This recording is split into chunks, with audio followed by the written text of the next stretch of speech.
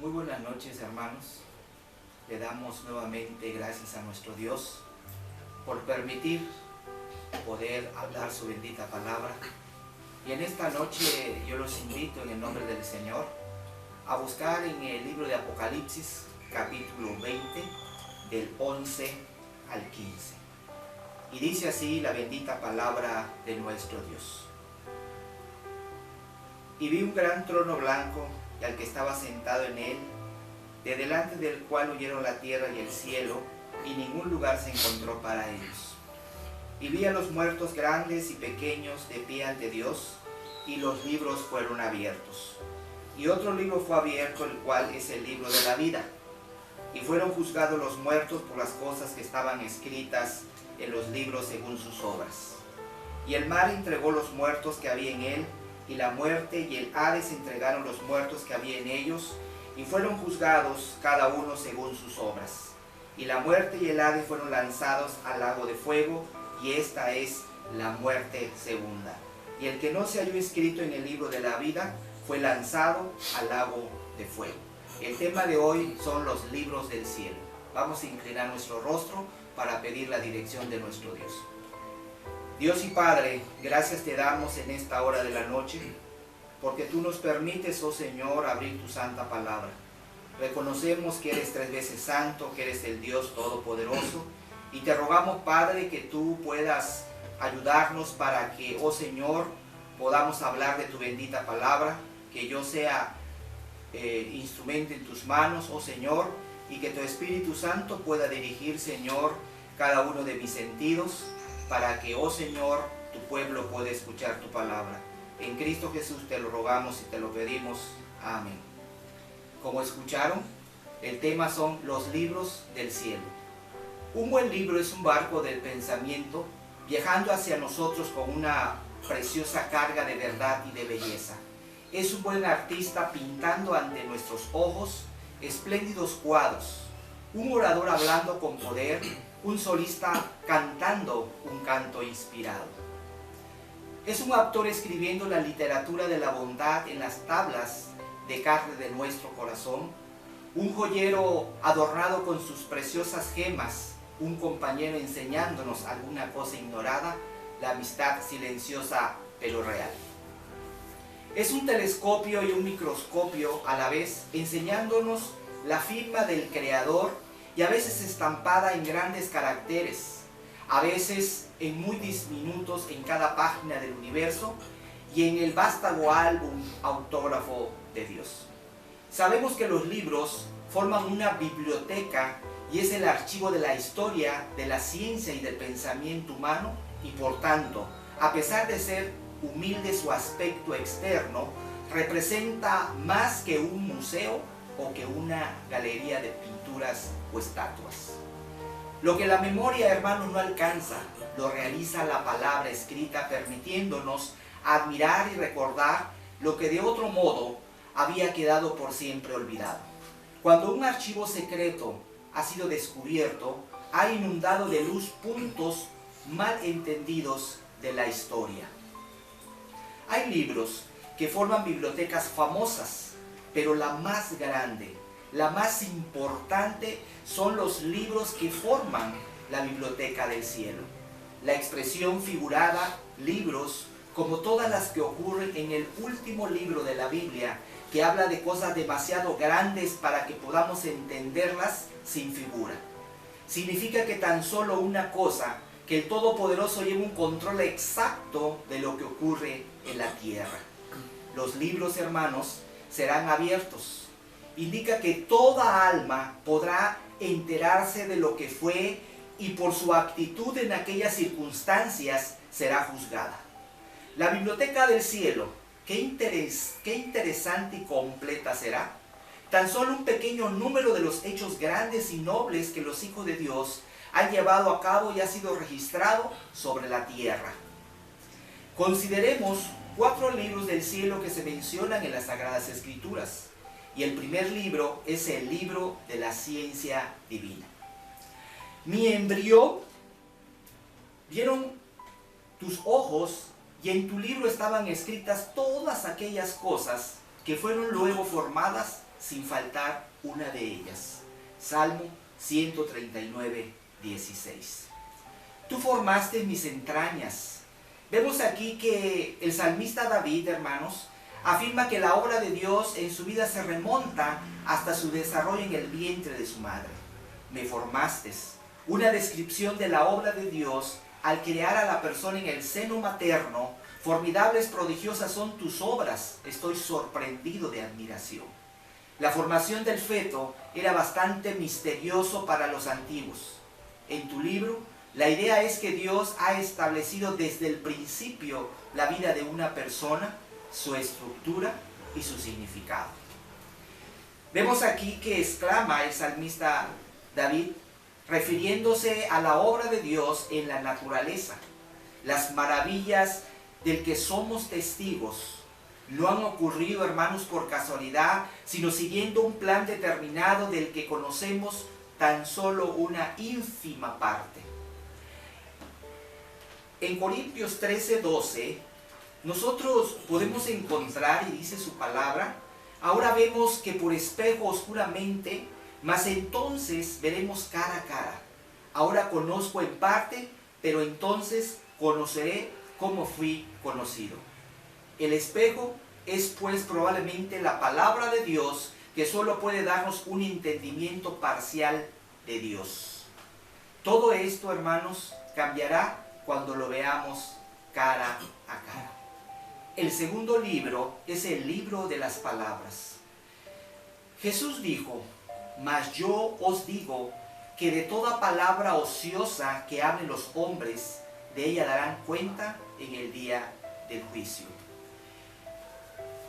En Mateo, capítulo 12, del 36 al 37, su hermosa palabra dice, porque por tus palabras serás justificado y por tus palabras serás condenado. Las palabras solamente son vehículos que transmiten lo que está en la mente o el corazón de una persona. Si lo que está en la mente de una persona es algo bueno, esa persona hablará cosas buenas.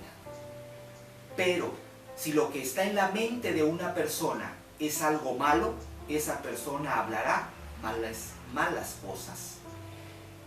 Jesús dijo, ¿cómo podéis hablar lo bueno siendo malos?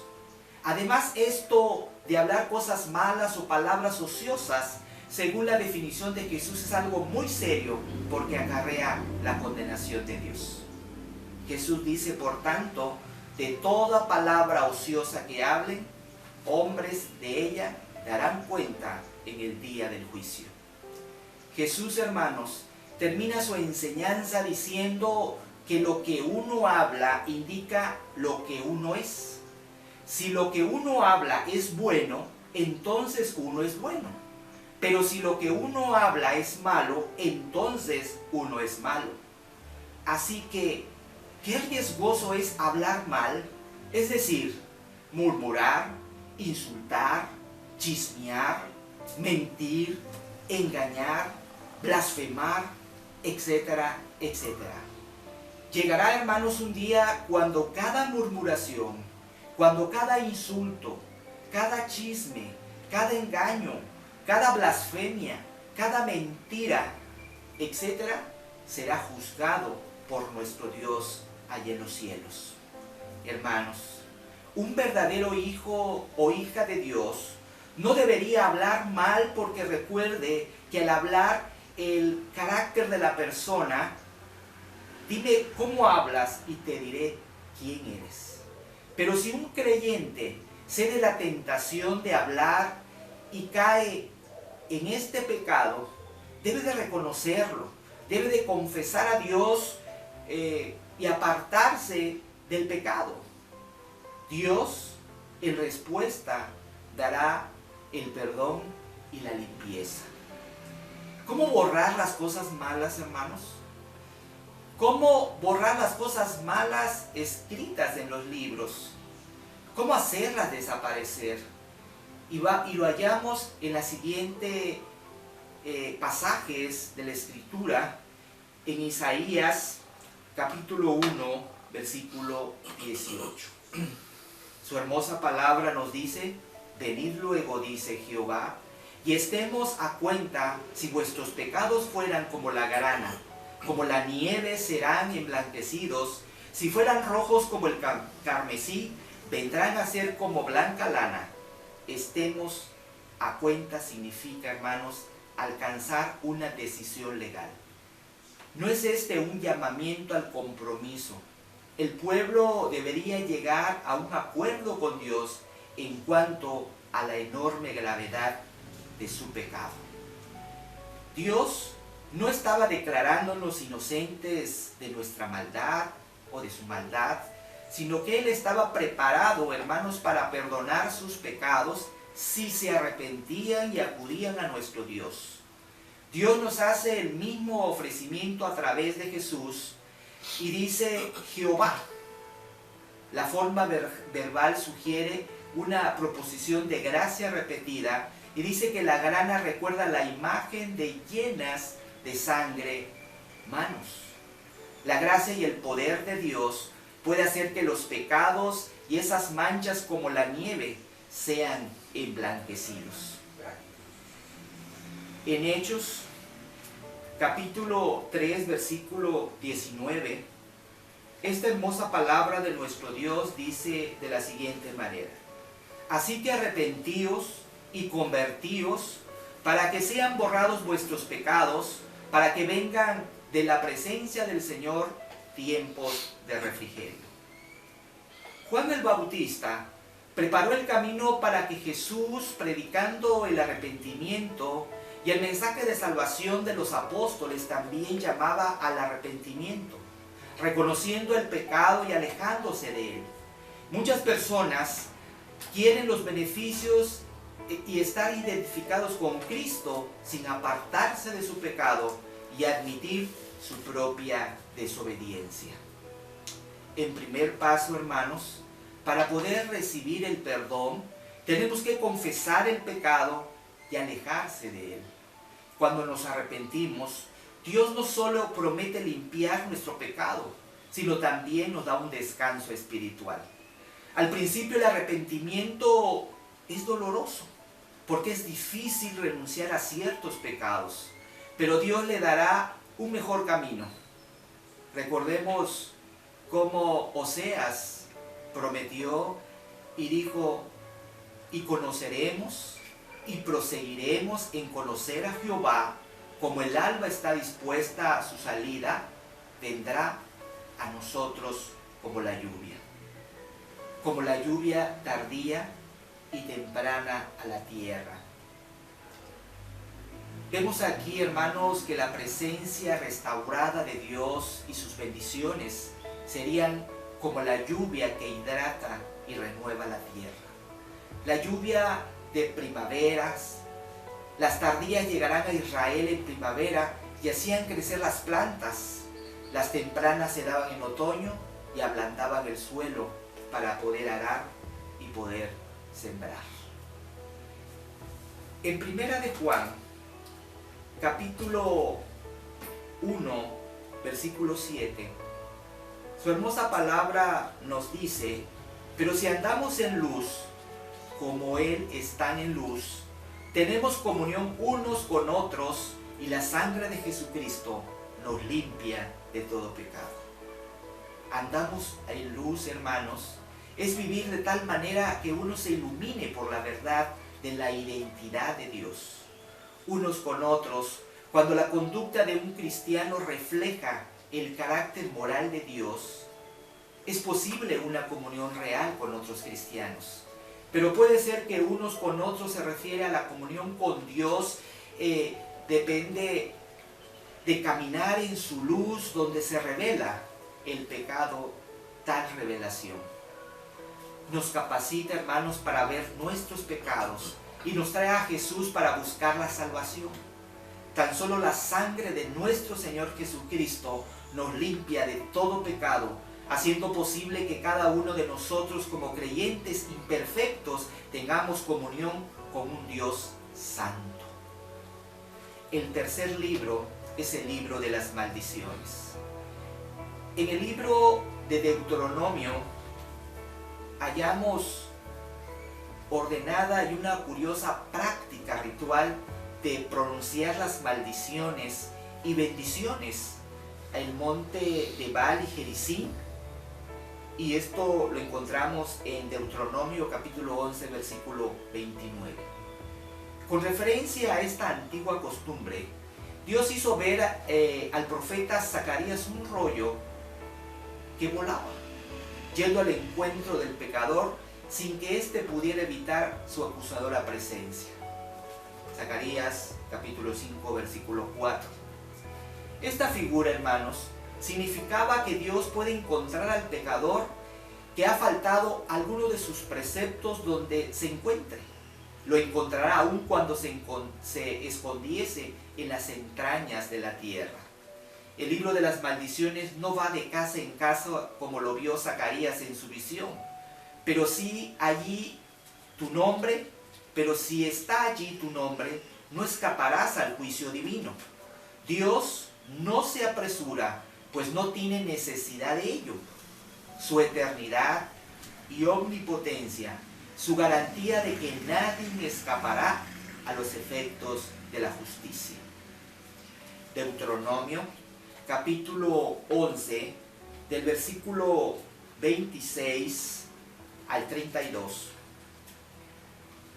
Moisés, hermanos, resume todos los argumentos a favor de la obediencia en dos palabras: la bendición y la maldición. Acusó a la gente a elegir el que tendrían.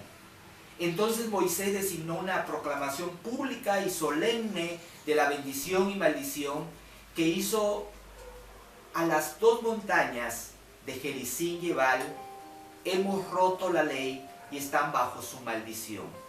Y sin remedio de nosotros, en la misericordia del Evangelio, se pone de nuevo ante nosotros una bendición y una maldición.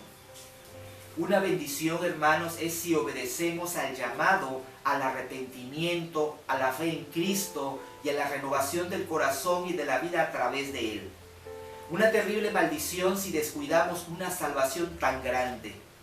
Vemos, por suerte, la bienvenida de estas buenas nuevas de gran gozo, y no debemos endurecer nuestros corazones, pero oímos esta voz de Dios mientras se dice hoy, mientras que Él nos invita a venir a Él en un propiciatorio, seamos diligentes para hacer firme nuestra vocación y elección. Deuteronomio capítulo 28, 15 al 68, se formulan en la forma de maldiciones los dolorosos efectos de la desobediencia, y algunos consisten exactamente en lo opuesto a las bendiciones que resultarían de la obediencia enumeradas en Deuteronomio capítulo 8, versículo 3 al 14.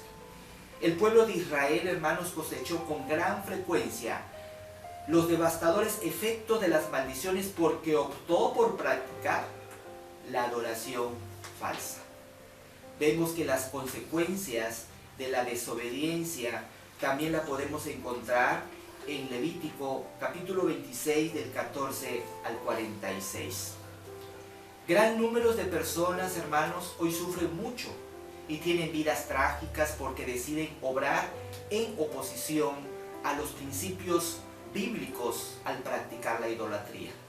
La religión falsa, participar en la inmoralidad sexual, consumir drogas ilícitas, abusar de las bebidas alcohólicas, robar, matar, secuestrar, violar, no guardar los mandamientos, no obedecer a Dios, etc.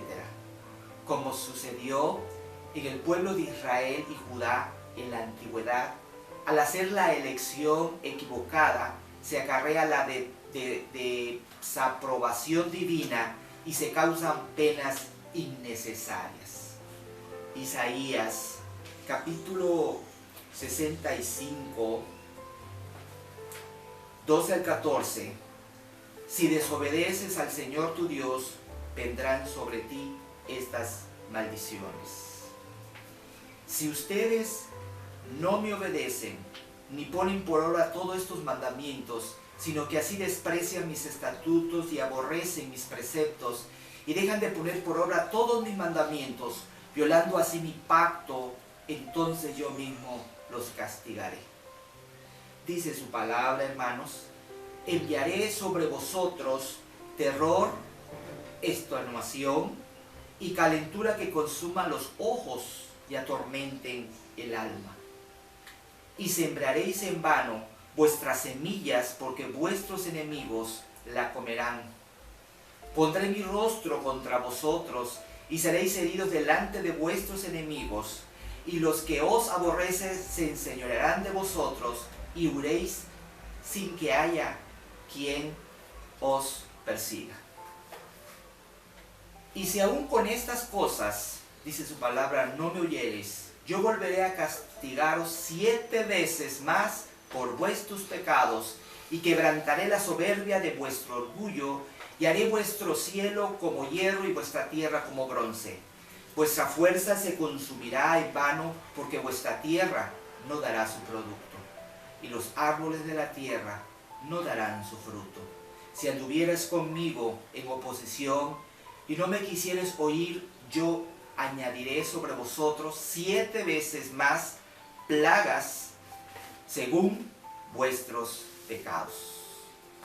Enviaré también contra vosotros bestias fieras que os arrebaten vuestros hijos y destruyan vuestro ganado. Y os reduzca también el número y vuestros caminos sean desiertos. Y con estas cosas no fuereis corregidos, sino que anduvieras conmigo en oposición, yo también procederé en contra de vosotros y os heriré 7 veces vuestros pecados, y traeré sobre vosotros espada vengadora en vindicación del pacto. Y si buscaréis refugio en vuestras ciudades, yo enviaré pestilencia entre vosotros, y seréis entregados en mano del enemigo. También dice la palabra de Dios como maldición: cuando yo os quebrante el sustento de pan, cocerán 10 mujeres vuestro pan en un horno, y os devolverán vuestro pan por peso, y comeréis y no os saciaréis, sino aún con esto no me oyeréis, sino que procedéis conmigo en oposición. Yo procederé en contra de vosotros con ira, y os castigaré aún 7 veces por vuestros pecados. Y comeréis la carne de vuestros hijos, y comeréis la carne de vuestras hijas. Destruiré vuestros lugares altos y derribaré vuestras imágenes, y pondré vuestros cuerpos muertos sobre los cuerpos muertos de vuestros ídolos, y mi alma os abominará. Ahora, si obedeces al Señor tu Dios, vendrán sobre ti y te alcanzarán todas las bendiciones prometidas por la obediencia. Deuteronomio capítulo 28, versículo 1. Dice su palabra: acontecerá que si oyeres atentamente la voz de Jehová tu Dios, para guardar y poner por obra todos sus mandamientos, que yo te prescribo hoy, también Jehová tu Dios te exaltará sobre todas las naciones de la tierra. Y estas bendiciones que el Señor te da, y vendrán sobre ti estas bendiciones, y te alcanzarán si oyeres la voz de Jehová tu Dios. Bendita sea tu ciudad, y bendito tú en el campo. Bendito el fruto de tu vientre y el fruto de tu tierra, y el fruto de tus bestias, la cría de tus vacas y los rebaños de tus ovejas. Bendita serán tus canastas y tus artesanas de amasar. Bendito será en tu entrar y bendito en tu salir. Jehová derrotará a tus enemigos que se levantarán contra ti, porque un camino saldrá contra ti, y por 7 caminos huirá de delante de ti. Jehová te enviará su bendición sobre tus graneros, y sobre todo aquello en que pusiere tu mano, y te bendecirá en la tierra que Jehová tu Dios te da. Te confirmará Jehová por pueblo santo suyo, como te lo ha jurado, cuando guardares los mandamientos de Jehová tu Dios y anduvieres en sus caminos. Y verán todos los pueblos de la tierra que el nombre de Jehová es invocado sobre ti, y te temerán. Y te hará Jehová sobreabundar en bienes, en fruto de tu vientre, en el fruto de tu bestia, en el fruto de tu tierra, en el país que Jehová juró a tus padres que te habían de dar. Te abrirá Jehová su buen tesoro en el cielo para enviar la lluvia a tu tierra en su tiempo, y para bendecir toda obra de tus manos, y prestarás a muchas naciones, y tú no pedirás prestado. Te pondrá también por cabeza y no por cola, y estarás encima solamente, y no estarás debajo, si obedeciera los mandamientos de Jehová tu Dios, que yo te ordeno hoy, para que los guardes y los cumplas. Y si no te apartares de todas las palabras que yo te mando hoy, ni a diestra ni a siniestra, para ir tras dioses ajenos y servirles. Ahora veremos el cuarto libro, el libro de la vida. Esto lo encontramos en Daniel capítulo 12, del 1 al 2, Lucas capítulo 10, 20, Filipenses capítulo 4, versículo 3, Apocalipsis 3, 5. En nuestras vidas, a muy temprana edad, son por esos libros públicos que registran nuestra existencia legal en un determinado lugar o en un país. Tales números como es la clave del lector, número de pasaporte o el CUR, que son absolutamente necesarios para todas nuestras transacciones oficiales. Tienen su registro en un libro público correspondiente y al final, si existimos oficialmente o no como ciudadanos de un país, depende si nuestros nombres están escritos en sus libros. Lo que sucede con los reinos terrenales y países, también sucede con el celestial. Hay un libro que se registra los nombres de los ciudadanos de su reino. La palabra de Dios lo llama el libro de la vida. En Apocalipsis, capítulo 20, 12 y 15, su palabra de Dios dice: y vi a los muertos, grandes y pequeños, de pie ante Dios, y los libros fueron abiertos, y otro libro fue abierto, el cual es el libro de la vida. Y el que no se halló inscrito en el libro de la vida fue lanzado al lago del fuego. En este mismo libro de Apocalipsis 21-27, no entrará en ella ninguna cosa inmunda o que hace abominación y mentira, sino solamente los que están inscritos en el libro de la vida del Cordero. Daniel capítulo 12, 1 y 2. Pero en aquel tiempo será libertado tu pueblo todos los que se hayan escritos en el libro, y muchos de los que duermen en el polvo de la tierra serán despertados, unos para vida eterna y otros para vergüenza y confusión perpetua. Filipenses capítulo 4, 2 y 3. Ruego a Evodia y a Síntique que sean de un mismo sentir en el Señor. Asimismo te ruego también a ti, compañero fiel, que ayudes a estas que combatieron juntamente conmigo en el Evangelio, con Clemente también, y los demás colaboradores míos cuyos nombres están en el libro de la vida. Lucas capítulo 10, 20. Pero no os regocijéis de que los espíritus se os sujetan, sino regocijaos de que vuestros nombres están escritos en los cielos. Como queda claro de lo anterior, cualquiera que esté escrito en el libro de la vida tendrá la vida eterna. El que no esté escrito será expulsado de la presencia del Señor a la tortura eterna. Tenemos sumo cuidado de que nuestros nombres estén escritos en los libros de nuestro ayuntamiento correspondiente, que nuestros hogares estén registrados en el estado nuestro, el estado civil y demás. Pero, ¿y qué sobre el libro de la vida? ¿Tu nombre está escrito ahí? Jesucristo dijo, Juan 3, 16 al 18. Porque de tal manera amó Dios al mundo, que ha dado su Hijo unigénito, para que todo aquel que en Él cree no se pierda, mas tenga vida eterna.